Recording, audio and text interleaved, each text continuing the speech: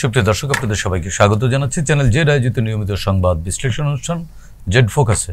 আপনাদের সঙ্গে আছে আমি সাইদ খান। আলোচনার জন্য আমার সঙ্গে প্রতিদিনের মতো আজও একজন অতিথি রয়েছেন। আমার সাথে স্টুডিওতে উপস্থিত আছেন সিনিয়র সাংবাদিক, সাংস্কৃতিক কর্মী এবং সাংবাদিকতার শিক্ষক কাজী রনক হোসেন। রনক ভাই, আপনাকে স্বাগত জানাচ্ছি।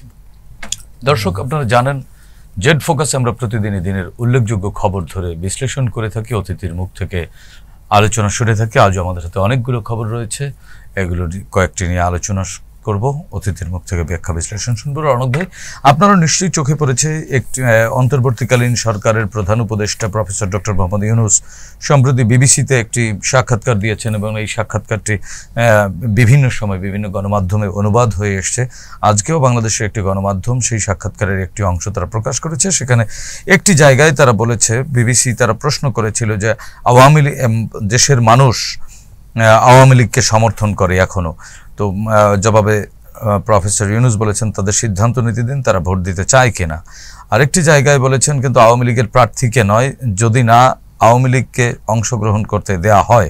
প্রফেসর ইউনূস জবাব দিয়েছেন, আমরা এখনও আওয়ামী লীগকে নিষিদ্ধ করিনি। তো এখনও একটি পক্ষ আওয়ামী লীগকে বাংলাদেশের রাজনীতির জন্য প্রাসঙ্গিক মনে করবার চেষ্টা করছেন। সেখানে আওয়ামী লীগকে প্রাসঙ্গিক মনে করার মধ্যে কোনো অপরাধ নেই। বিগত 15 বছর বা 15 বছরেরও কিছু বেশি সময় ধরে আওয়ামী লীগ রাজনৈতিক দল হিসেবে এবং ক্ষমতাসীন রাজনৈতিক দল হিসেবে আওয়ামী লীগের কর্মকাণ্ড যদি ব্যাখ্যা বিশ্লেষণ করা হয়, সেক্ষেত্রে তাদের যে কর্মকাণ্ড অধিকাংশই অপকর্ম হিসেবে মানুষ দেখে এবং সাধারণ মানুষ এক ধরনের নির্যাতন নিষ্পেষণের মধ্যে ছিল। এমন বাস্তবতায় বিবিসির এই সাক্ষাৎকার এবং আমাদের অন্তর্বর্তীকালীন সরকারের মাননীয় প্রধান উপদেষ্টা প্রফেসর ডক্টর মোহাম্মদ ইউনূসের যে জবাব, এই জবাবটি আপনি একজন নাগরিক জায়গা থেকে, নাগরিকের প্ল্যাটফর্ম থেকে কিভাবে মূল্যায়ন করবেন?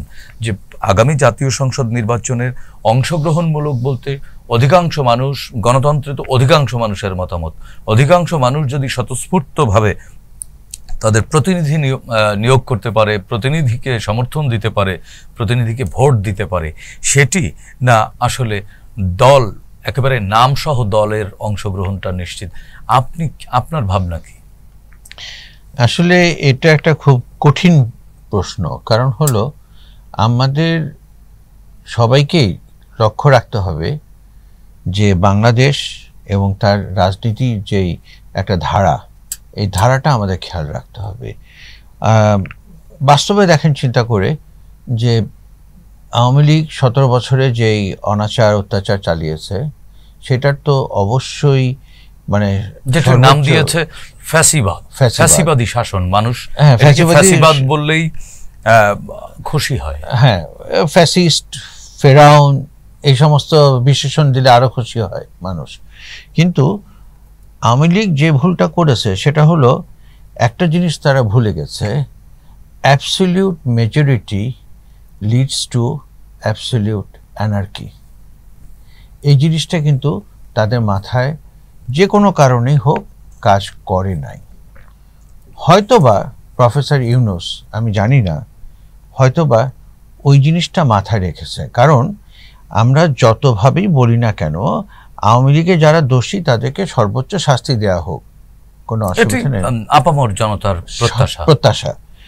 কিন্তু পাশাপাশি আওয়ামী লীগ করত বলেই তাকে নিষ্পেষণের শিকার হতে হবে, এটাও ঠিক না। না, নিষ্পেষণ তো হচ্ছে না কোথাও, কোনো কোনো ক্ষেত্রে হচ্ছে, কোনো কোনো ক্ষেত্রে হচ্ছে। এবং যে জিনিসটা দাঁড়িয়ে গেছে এখন, কিছু আবার সুযোগ সন্ধানী দল বা লোক তারা এই সুযোগটা নিচ্ছে। এই তুমি আওয়ামী লীগের সাথে ছিলা, দাও আমাকে 20,000 টাকা চাঁদা দাও। এরকম ছোটোখাটো ঘটনা কিন্তু ব্যাপক হারে চারিদিকেই হচ্ছে। আমি যেটা বলতে চাই যে আপনি যদি দেশে শান্তি ফিরিয়ে আনতে চান, তাহলে সবার অংশগ্রহণমূলক নির্বাচন দরকার। মানে রিকনসিলিয়েশন করতে হবে, অবশ্যই করতে হবে। এবং সেটা মানে কোয়ালিশন সরকার হোক আর যে ফর্মেই হোক না কেন। কারণ বড় একটা স্টেক হোল্ডারকে বাদ দিয়ে আপনি যদি দেশ চালাতে চান, তাহলে যতদিন আপনি ক্ষমতায় থাকবেন ততদিন ওই স্টেক হোল্ডারের সমর্থকরা এবং তারা আপনাকে বিব্রত করবে, আপনাকে না, বাধা কিন্তু দেবে। তাদেরকে আপনি এখনো স্টেক বলেন কি করে? যে স্টেক তার রাষ্ট্রকে থ্রেটের মুখে ফেলে, যে স্টেক তার তাদেরকে নাগরিককে শেষ করে থ্রেটের দেন। মুখে না না, ফেলে। তাদেরকে শেষ করে দেন, তাদেরকে আপনারা শেষ করে দেন, তাদেরকে বিচার করেন, তাদেরকে সর্বোচ্চ শাস্তি দেন। আমি তো সে কথাটা বলছি, কিন্তু তাই বললে একেবারে ঢালাও ভাবে সবাই তো এক না। কিন্তু ঢালাও ভাবেই তো তারা দুঃশাসন চালিয়েছে, ঢালাওভাবে দুঃশাসন চালিয়েছে, কিন্তু দুঃশাসন এবং এই দুঃশাসনকে ঢালাও ভাবে সবাই তাদের ওই যে স্টেকের কথা বলছেন তারা তো সমর্থন জুগিয়েছে। সমর্থন জুগিয়েছে, পরিস্থিতি পরিবেশ সবকিছু মিলিয়ে সমর্থন জুগিয়েছে। এবং সবচেয়ে বড় কথা হচ্ছে যে যখনই দীর্ঘকাল একটা দল বা এক ব্যক্তি চেয়ারে থাকে, তখন এরকম আরো অনেক অনেক অন্যায় এই সমস্তগুলো চোখে পড়বে, এগুলো প্রকাশ পায়। কিন্তু আমি স্পষ্টভাবে বলবো যে যারা দোষী, যারা সরাসরি সম্পৃক্ত, খুন গুম থেকে শুরু করে লুটের সাথে, তাদের সবাইকে শাস্তি দেন। কিন্তু সেই সাথে একেবারে আপনার ধরেন যে আমরা যদি খুব কষ্ট করেও বলি, তাহলেও আমাদের হিসাবে যেটা হবে, অন্তত বাংলাদেশের যে পপুলেশন তার 1/4 একটা সমর্থন আছে এই আওয়ামী লীগের উপর, কিন্তু নট দ্যাট আওয়ামী লীগ। তারা আওয়ামী লীগ করেছে বিভিন্নভাবে, মানে ওই রেজিমটার প্রতি সমর্থন নেই, রেজিমটার প্রতি সমর্থন নাই, কিন্তু ন্যারেটিভের প্রতি সমর্থন আছে। কিন্তু আওয়ামী লীগ তো ভুল ন্যারেটিভের রাজনীতির চর্চা করেছে, করেছে। আপনারাও বহুভাবে নানান প্ল্যাটফর্মে সেটি বলবার চেষ্টা করেছেন, বারবার বলেছি। কিন্তু সেই ন্যারেটিভ 1/4 থাকলেও সেটি তো রিকনসিলিয়েশন ছাড়া আপনি কি করে তাদেরকে মূলধারায় যুক্ত করবেন? না না না, রিকনসিলিয়েশন লাগবে। এখন তো তাদেরকে যদি ছেড়ে দিয়ে ফুলে মালা দিয়ে নিয়ে আসা হয় না, তাহলে that is going to be a big mistake. আমি অন্যায় করেছি, সেই অন্যায়টা আমাকে স্বীকার করতে হবে, স্বীকার করে আমাকে প্রচলিত আইনের আওতায় আসতে হবে, প্রচলিত আইনের আওতায় আসতে হবে, এবং আমাকে বুঝতে হবে যে আমি যাকে সমর্থন করেছি এবং সে দায় সে স্বীকার করে কিনা, সে দায় সে স্বীকার করে কিনা। এক্স্যাক্টলি, এই জিনিসগুলো যখন সব একসাথে হবে, তখন আমরা ভালো কিছু পাবো। কিন্তু এখনো তো আওয়ামী লীগ এই যে গত জুলাই অভ্যুত্থান বা জুলাই বিপ্লব, যেটি যে নামেই বলেন না কেন, একটা রক্তারক্তি তো করেছে, সারা দেশে নির্বিচারে হত্যাকাণ্ড চালিয়েছে, শিশুদের বুকে গুলি চালিয়েছে, সাধারণ মানুষের বুকে গুলি চালিয়েছে। আপনি দেখেছেন যে যারা পথ শিশু তাদের বুকেও গুলি চালিয়েছে।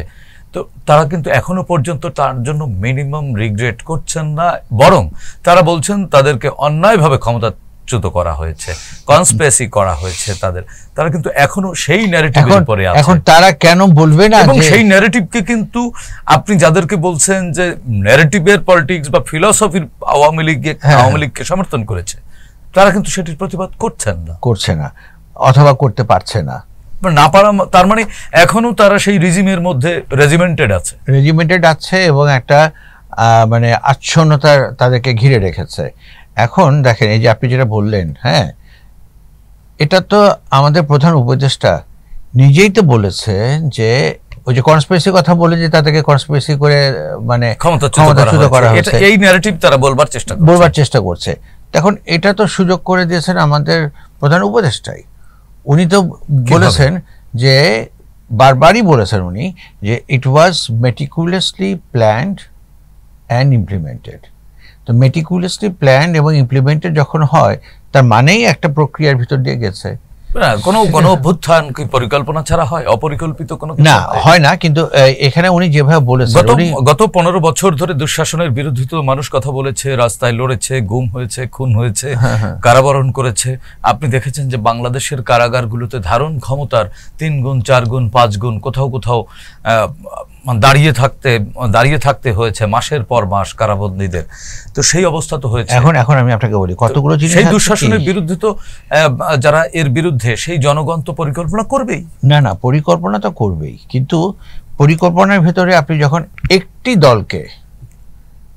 একটি দলকে হাইলাইট করবেন এবং তাদেরকে সমস্ত ক্রেডিট দিবেন, তখন হবে সমস্যা।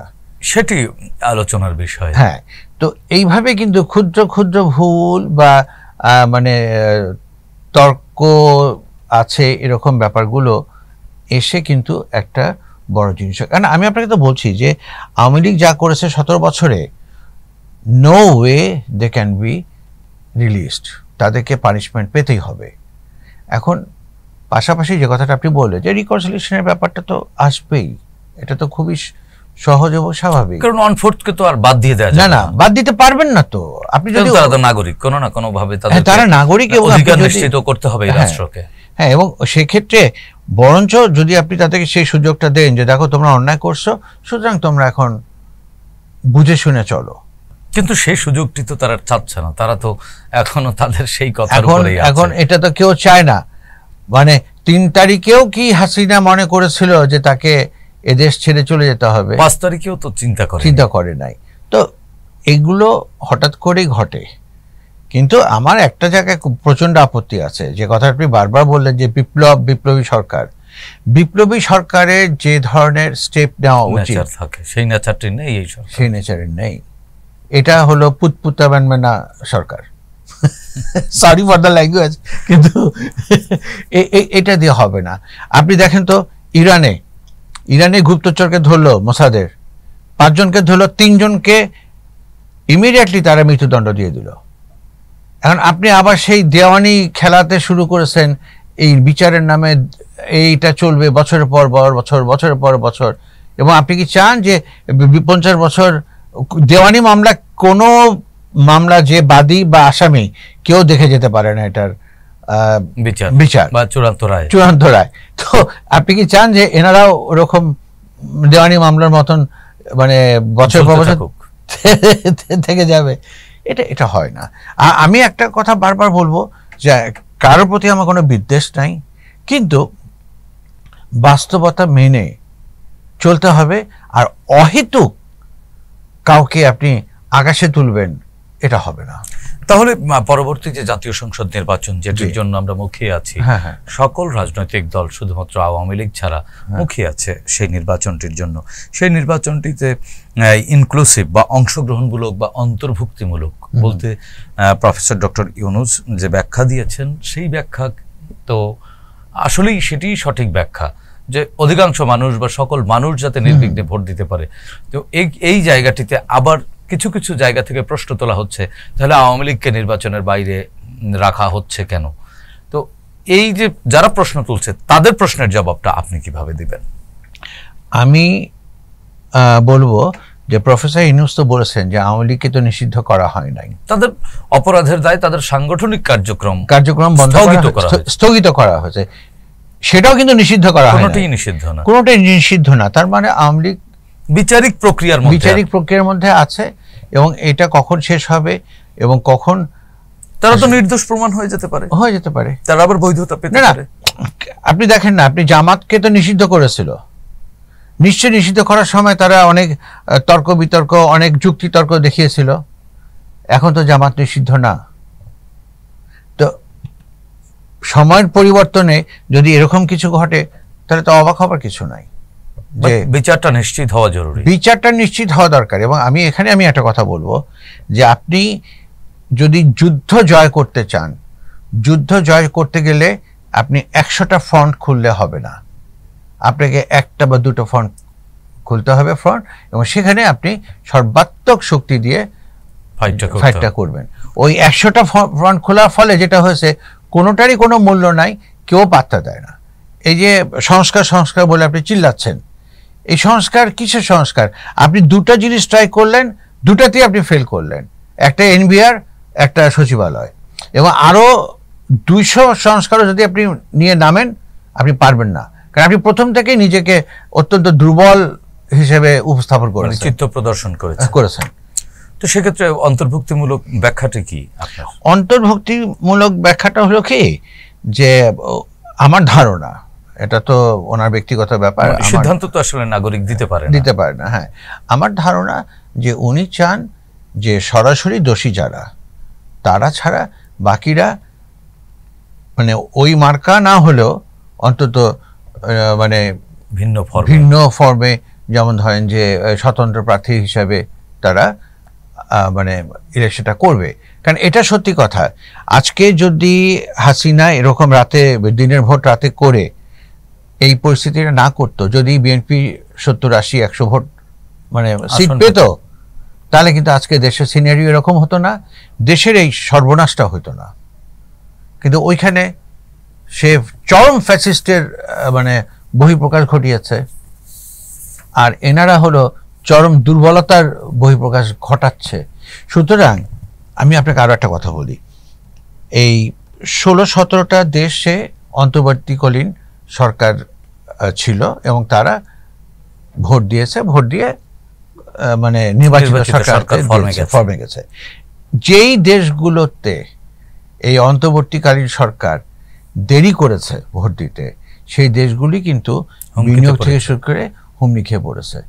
যেগুলো দ্রুত দিয়েছে সেগুলো চমৎকারভাবে সবকিছু রিফর্ম করেছে। জি রণক ভাই, আরেকটি বিষয়, 13 জুন লন্ডনে ডরচেস্টার হোটেলে বিএনপির ভারপ্রাপ্ত চেয়ারম্যান জনাব তারেক রহমানের সাথে অন্তর্বর্তীকালীন সরকারের প্রধান উপদেষ্টা প্রফেসর ডক্টর মোহাম্মদ ইউনূস বৈঠক করেছেন। সেই বৈঠকটির রেশ কিন্তু এখনো কাটেনি, নানানভাবে আলোচনা আসছে। তারেক রহমান, আজকে একটি সংবাদে দেখলাম তারেক রহমানের একজন উপদেষ্টা এবং বিএনপির একজন ডিপ্লোম্যাটিক কোরের একজন সদস্য হুমায়ুন কবির, তিনি বলেছেন বৈঠকে অংশ নিতে যাওয়ার পথে তারেক রহমান খুব কম কথা বলেছেন। তিনি বলেছেন আজ দেশের জন্য যে কোনো ছাড় দিতে প্রস্তুত আছে। একজন রাজনীতি এবং বিএনপির মতো একটি বড় রাজনৈতিক দলের একেবারেই শীর্ষ নেতৃত্ব, যদিও তিনি ভারপ্রাপ্ত চেয়ারম্যান, কিন্তু গোটা রাজনীতিটা ওনার মাথার উপরেই বা ওনার কাঁধেই চাপানো। তো এই যে ছাড় দেওয়ার মানসিকতা তিনি ব্যক্ত করলেন, আমরা জানি না কতটুকু ছাড় তিনি ভবিষ্যতে দিবেন বা ওনার এই বক্তব্য কতদিন বলবৎ থাকবে। তারপরে আপাত দৃষ্টিতে মনে হচ্ছে যে এক ধরনের ব্রিদিং স্পেস বা এক ধরনের উদার মানসিকতা প্রকাশ করেছে। তারেক রহমানের এই যে ছাড় দেওয়ার মানসিকতা, এটা কি অন্য রাজনৈতিক দল কারোর কাছে দুর্বলতা মনে হচ্ছে কিনা? শোনেন, আমাদের দেশে শক্ত হলেও বলবে যে শক্ত কেন, নরম হলে বলবে নরম কেন।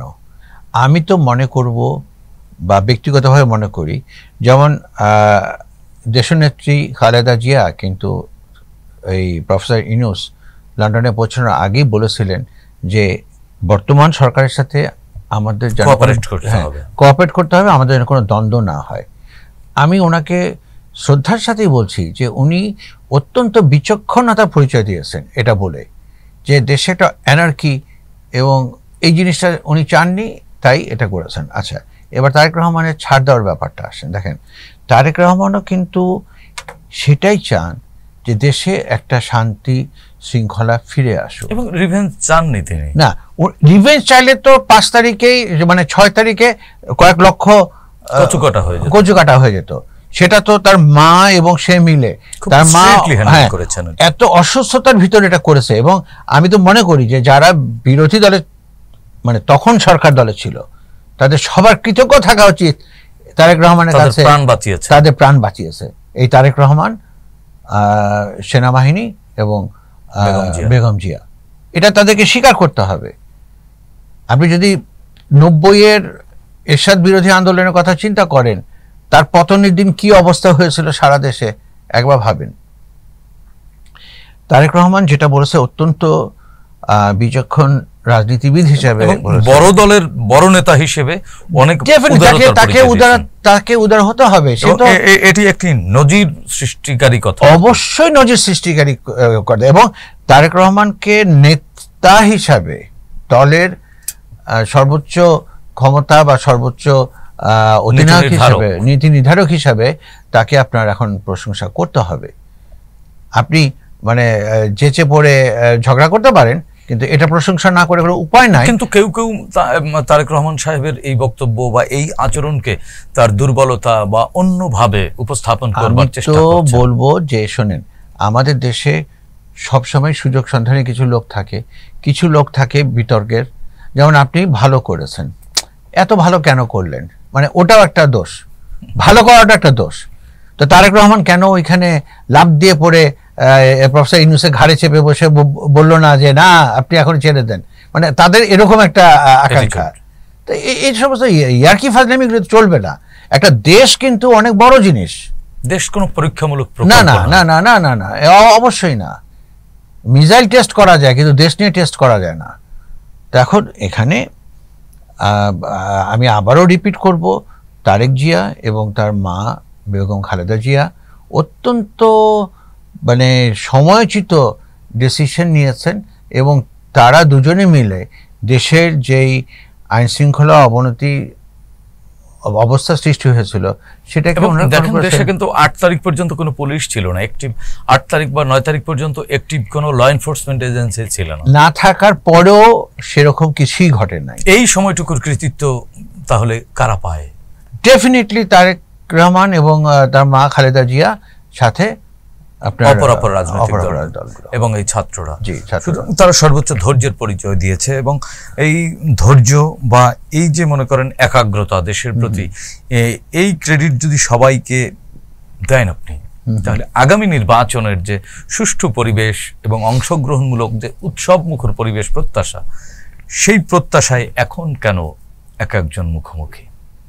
আমি আপনাকে একটা কথা বলি, আমি নাম নিতে চাই না, একটা দল সে জানে যে এখন তার যে অবস্থা, এই অবস্থায় সে কোনো ক্রমেই 5-10টা সিটের বেশি পাবে না, সুতরাং সে এটাকে লিঙ্গার করে প্রলম্বিত করে সবাই নিতে চায় তার দলকে আরো বিস্তৃত করার জন্য। কিন্তু একটি দল বিস্তৃত করাটা কি ওভার দ্য নাইটের কাজ?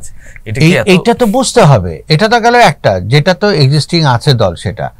আর একটা দল যাদের নিবন্ধনই হয় নাই, যাদেরকে আপনি নাবালক হিসেবে চিহ্নিত করতে পারেন, তাদেরকে সাবালক বানিয়ে আপনি ইলেকশন করাতে চান, এরকম চিন্তা ভাবনা থাকতে তো মুশকিল হবে। সাবালক, স্বাভাবিকভাবে রণক ভাই, সাবালক হওয়ার জন্য একটা বয়স দরকার, সময় লাগে, একটা বয়স লাগে। কিন্তু অতদিন কি আপনি গণতন্ত্রহীন ভাবে থাকার সমর্থন করেন? আমি তো অবশ্যই করি না, এবং আমি আবারও বলতে চাই যে প্রফেসর ইউনূস অত্যন্ত শ্রদ্ধার এবং সম্মানের একজন মানুষ, তাদের কাছে আমাদের প্রত্যাশা বিপুল।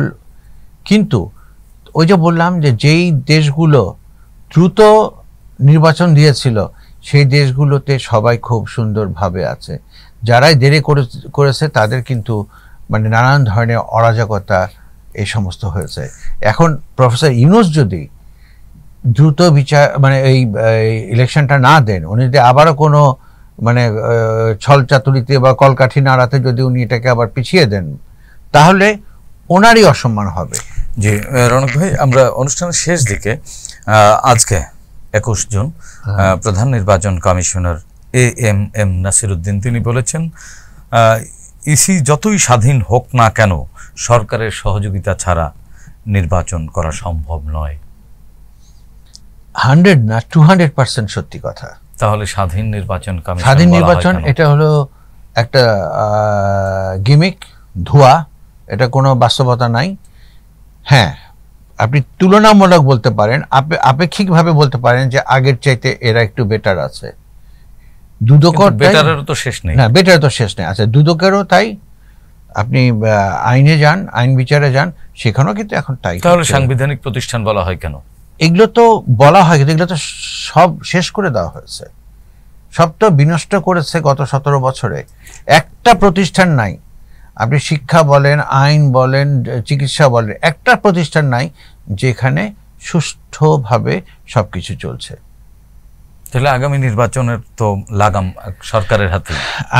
হ্যাঁ, আগামী নির্বাচনের লাগাম সরকারের হাতে, এবং আগামী নির্বাচন যদি কেউ মনে করেন যে একদম মানে গণতন্ত্রের স্ফুরণ ঘটবে, আপনারা ভুল করছেন, কারণ আমাদের সেই পরিবেশ পরিস্থিতি নাই। কিন্তু যদি এই নির্বাচনটা সুষ্ঠুভাবে হয়, লোকজন যদি ভোট দিতে পারে, তাহলে আশা করা যায় যে ইন কোর্স অফ টাইম তারা এমন একটা পর্যায়ে পৌঁছাবে যেটার কাছাকাছি আমাদের স্বপ্ন ছিল।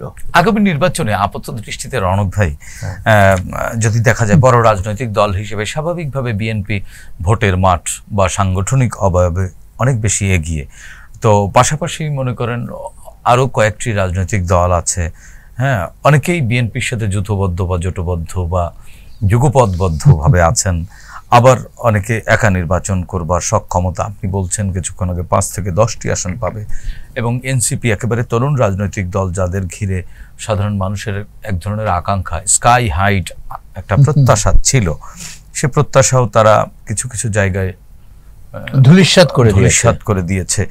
সেই জায়গায় আগামী জাতীয় সংসদ নির্বাচনে অংশগ্রহণমূলক হোক আর উৎসব মুখর হোক, বিরোধী দল নিয়ে কিন্তু একটা প্রশ্ন থেকে যায়। কে আসছেন তাহলে সরকারকে প্রশ্নের মুখে ফেলবার জন্য? কারা বসছেন?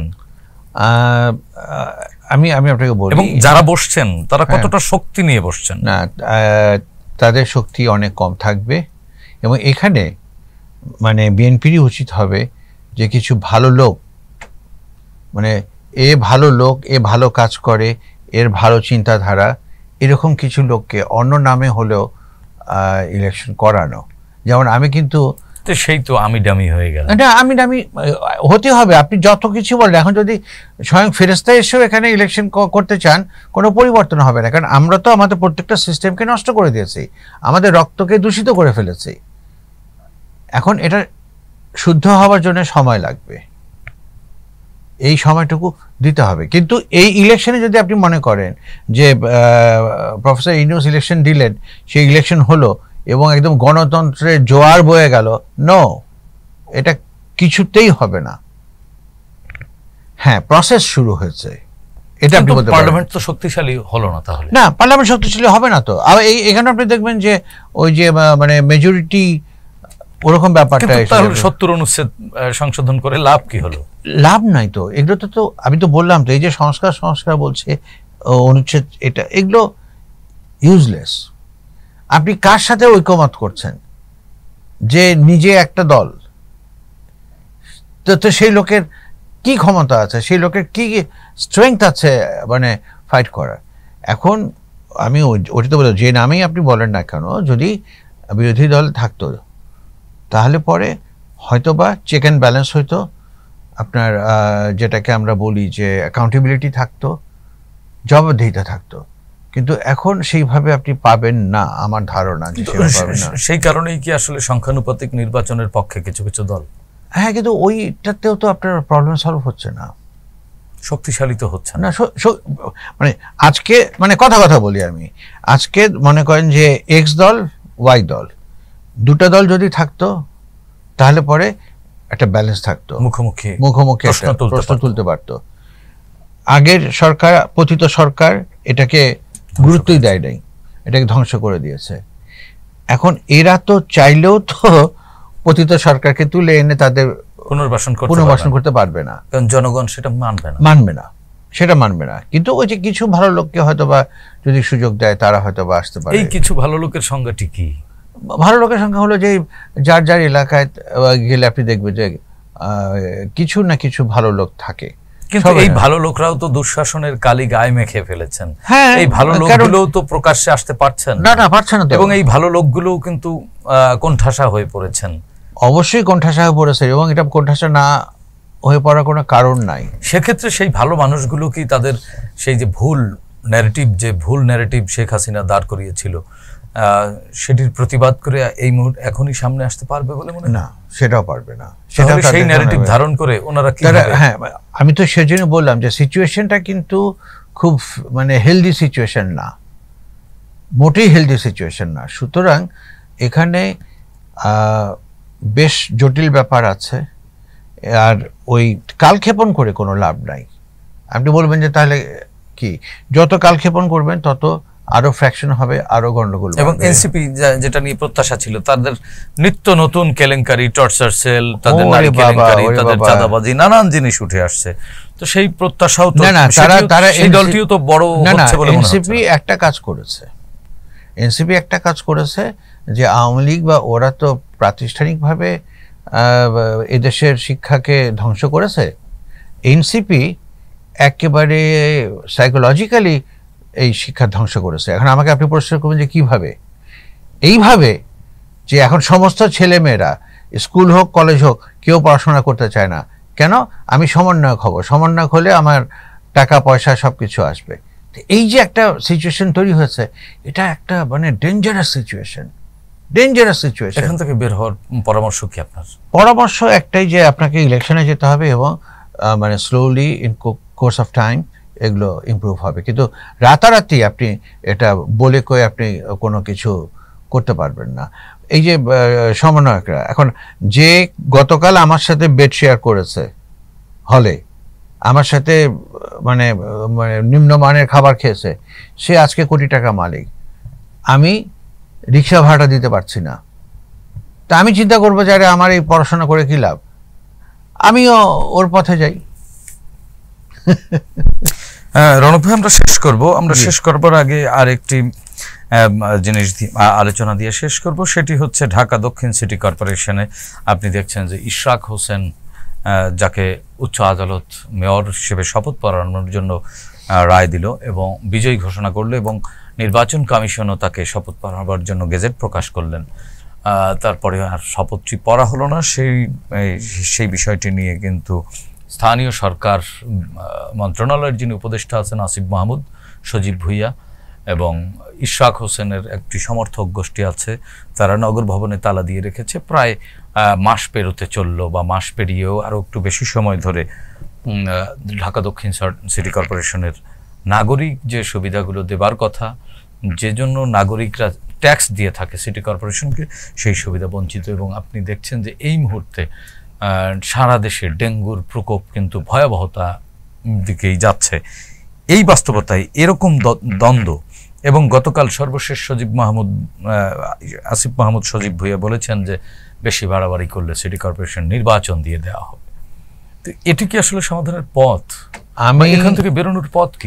না, আমি যেটা মনে করি যে সহজ জিনিসকে সহজভাবে না নিয়ে যখন কেউ ব্যক্তিগত পর্যায়ে নিয়ে যায়, তখনই সমস্যাগুলো সৃষ্টি হয়। চিটাগং সিটি কর্পোরেশনে তো একই ঘটনা, সেখানে তো সেই রায় দিয়েই তিনি চালাচ্ছেন। এখানে তো রায়, নির্বাচন কমিশনের প্রজ্ঞাপন সবই হয়েছে। তো আমি কি শুধুমাত্র একটা মানে ইগোর জোরে এটা বন্ধ করে দিব? সজীব মাহমুদকে বুঝতে হবে, সে যে এই দেশ ছেড়ে চলে যায় আলাদা কথা, এই দেশে থাকলে এতটা ইগোস্টিক হলে চলবে না, মিলেই থাকতে হবে। মানে আপনি সম্প্রীতি এবং মানে আলোচনায় বিশ্বাস? হ্যাঁ, অবশ্যই সম্প্রীতি এবং সৌহার্দ্য এই দুটোই থাকতে হবে, কিন্তু এটা করলে কোনো লাভ হবে না। ইশরাক যেটা করছে সেটাও সমর্থনযোগ্য না, কিন্তু বেচারা তো কিছু করার নাই। কিন্তু ঘটনার সূত্রপাত তো দায়িত্বশীল চেয়ার থেকে। এবং কেন এই জিনিসটা কেন ডিসিশন নিচ্ছে না? হয় বলে দেন যে না, তোমার এটা বাতিল, তোমার এটা ঠিক নাই, তাহলে উচ্চ আদালত রায় দিল, ভুল রায় দিল। না, সেটা তাহলে সেটা প্রমাণ করতে দেন যে উচ্চ আদালত ভুল রায় দিয়েছে, নির্বাচন কমিশন ভুল করেছে, সেটা বলেন। আপনি সেটা বললেন না, বসে থাকলে। শোনেন, একটা জিনিস বলে দেই, ওই বসে থাকলে দেখি না কি হয়, এটা দিয়ে কত দূর যেতে পারে, এটা দিয়ে হয় না। এবং প্রতিটা ক্ষেত্রে এই যে আপনি যেটা বললেন ডেঙ্গু, এখন বৃষ্টি হচ্ছে, ডেঙ্গু হু হু করে বাড়ছে এবং জলাবদ্ধতা বাড়ছে। আপনি তো সিটি কর্পোরেশনকে কাজই করছেন না, তো আপনি তাদেরকে কাজ করতে দিচ্ছেন না, আপনি তাদেরকে মানে দূরে ঠেলে রেখে দিয়েছেন। তো তাহলে কি করে কি হবে? আপনি মুখে মুখে যত কথাই বলেন, ওই আদর্শ কিন্তু ওই যে 5ই আগস্টের মানে বিপ্লবের আদর্শ, ওগুলা কিন্তু অলরেডি অনেক মুছে গেছে। মানে এটি তো আসলে হারাতে দেওয়া ঠিক হয়নি, আমাদের ঠিক হয়নি, কিন্তু এটা হয়েছে। আপনার উচিত ছিল, প্রধান উপদেষ্টা হিসেবে আপনার দায়িত্ব ছিল, বাবারা তোমরা বিপ্লব করছো, বিপ্লবের অগ্রগামী দল ছিলে, অগ্রসেনা ছিলে, থ্যাংক ইউ ভেরি মাচ, দেশ তোমাদেরকে চিরদিন মনে রাখবে, now go back to your study. সেটা না করে go back to the classroom, সেটা না করে দুজনকে উপদেষ্টা বানালেন, আর বাকি সবার লোক জাগিয়ে দিলেন যে ওরা দুজন উপদেষ্টা হতে পারলে আমাদের হতে অসুবিধা কি? তোমাদের প্রধানমন্ত্রী, মন্ত্রী, এমপি হবার, এটা একটা দেখা শুরু করলো। আর একটা দেখেন, মানে এই ব্যাপারগুলো এত হাস্যকর আমার কাছে মনে হয় যে একটা গাছ আজকে আপনি চারা বুনলেন, কালকে এটা মহিরুহ হবে না। You have to give it a time, long time. সেটা তো আপনি দিচ্ছেন। আপনি এই এনসিপিকে মানে রাজনৈতিক দল হিসেবে দাঁড় করিয়ে এই দেশ চালাতে যাচ্ছেন, এটা হবে না। তো আপনি তো চরমভাবে অপমানিত হয়ে তারপরে নামবেন, যেটা কারো কাম্য না, এটা। কারণ প্রফেসর ইউনূসকে সারা দেশের মানুষ, সারা বিশ্বের মানুষ শ্রদ্ধা করে, পছন্দ করে, ভালোবাসে। এবং সেটা যদি উনি না বুঝে, উনি যদি এই ভুলগুলো করতে থাকেন, তিনি হয়তো বোঝেন, কিন্তু তিনি কি কোনো জায়গায় আটকে আছেন বলে মনে হয়? হতে পারে। আমি যদি ওনার জায়গায় থাকতাম, আমি কখনোই বলতাম না যে he is the master mind, ইউএনএ যে বলতাম না যে he is the master mind, কারণ এই জিনিসগুলো গোপনই রাখতে হয়, এগুলাকে প্রকাশ করতে হয় না। তারও তো এক ধরনের থ্রেট হয়ে গেল, চিহ্নিত হয়ে গেল। অবশ্যই আজকে এই সরকার ক্ষমতা থেকে যাবার পরে এনাদের কতজন কত রকম হ্যাসেলের মুখে পড়ে সেটা আপনি দেখেন। আমি ছোট্ট করে আরেকটা কথা বলি, এই যে মানে তারা যে বলল, এই যে সমন্বয়কদের থেকে কেউ কেউ বলল যে আমরা মেট্রো পুড়িয়েছি, আমরা পুলিশ মেরেছি, আমরা আগুন দিয়েছি, আমরা এক্সপ্রেসওয়ে পুড়িয়ে দিয়েছি। তার মানে কি? তারা তো নিজের এগুলো স্বীকার করে অপরাধ স্বীকার করে নিল, এবং কোনোদিন না কোনোদিন এটা ফিরতে পারে, অবশ্যই হতে পারে। ধন্যবাদ রণক ভাই, আলোচনা করলে আমরা দেশের ভালো চাই, জি, এবং আমাদের ভিতরে ওই প্রেমটা আনতে চাই যে সবার আগে বাংলাদেশ। জি, ধন্যবাদ রণক ভাই আপনাকে। প্রিয় দর্শক, আসলে আমরাও বিশ্বাস করি দ্বিধা দ্বন্দ্ব বা মুখোমুখি দাঁড়িয়ে সংকট সমাধান হবে না। আলোচনার টেবিল, আমরা ইতিমধ্যেই প্রফেসর ডক্টর মোহাম্মদ ইউনূস দেখিয়েছেন যে আলোচনার টেবিলে কত দ্রুত মীমাংসা করা যায়, এবং গণতন্ত্রে আসলে আলোচনাই হচ্ছে মূল সমাধানের জায়গা। আইন আদালত করে রাস্তা কখনো সমাধান এনে দিতে পারে না, তাতে আরও দূরত্ব বাড়ায়। সুতরাং সকল ক্ষেত্রে এই মুহূর্তে যে বিদ্যমান সংকটগুলো রয়েছে, যে সমস্যাগুলো রয়েছে, এগুলো নিয়ে যদি আলোচনা করা যায়, তাহলে আমাদের বিশ্বাস সকল সংকট কেটে গিয়ে বাংলাদেশের যে গণতান্ত্রিক আকাশে যে কালো মেঘের ঘনঘটা দেখা দিয়েছিল, তার অধিকাংশ কেটে গেছে, বাদবাকি যেটুকু আছে তাও কেটে যাবে, এবং আমরা সবাই মিলে সবার বাংলাদেশ গড়ে তুলতে পারবো, সেই প্রত্যাশা ব্যক্ত করে আজকের মতো এখানেই শেষ করছি। সবাই ভালো থাকুন, সুস্থ থাকুন, চ্যানেল জেডের সঙ্গেই থাকুন। খোদা হাফেজ।